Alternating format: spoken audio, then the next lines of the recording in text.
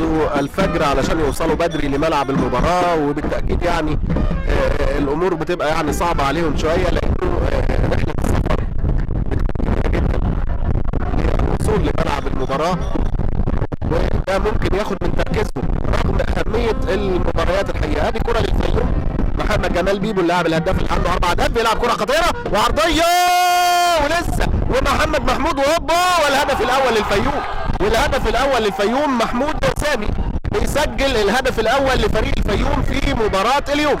1 الفيوم لا شيء لافيينا، على الرغم من انه لافيينا هو اللي ماسك وهو اللي مسيطر وهو اللي عامل شغل متميز جدا، ولكن بقى هنا الحقيقة محمود سامي بيسجل الهدف الأول لصالح الفيوم علشان يتقدم الفيوم على لافيينا بهدف مقابل لا شيء.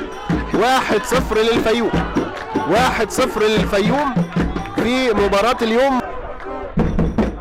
بنرحب بحضراتكم. هنا ملعب الأسيوطي ونتيجة المباراة يمكن نلعب في الدقيقة 39 من عمر أحداث الشوط الأول، والفيوم متقدم بهدف، وهدف التعادل، هدف التعادل واحنا معاكم دلوقتي على الهواء. يسجل كيتو هدف التعادل لصالح فريق لافيينا. إذا 1-1 محمود سامي كان سجل هدف في الدقيقة 33 لفريق الفيوم، ومن كرة عرضية كده حلوة الحقيقة من اللاعب علاء مارسيلو، كيتو يضع الكرة داخل الشباك علشان يتعادل لافيينا 1-1 في مباراة اليوم. أخرى لكيتو، ادي كيتو بيعدي على لعيبه، كيتو عدى حلوه وفاول ركله حره مباشره من مكان متميز هنا مشاهدينا الاعزاء. ايمن موكا والركله الحره.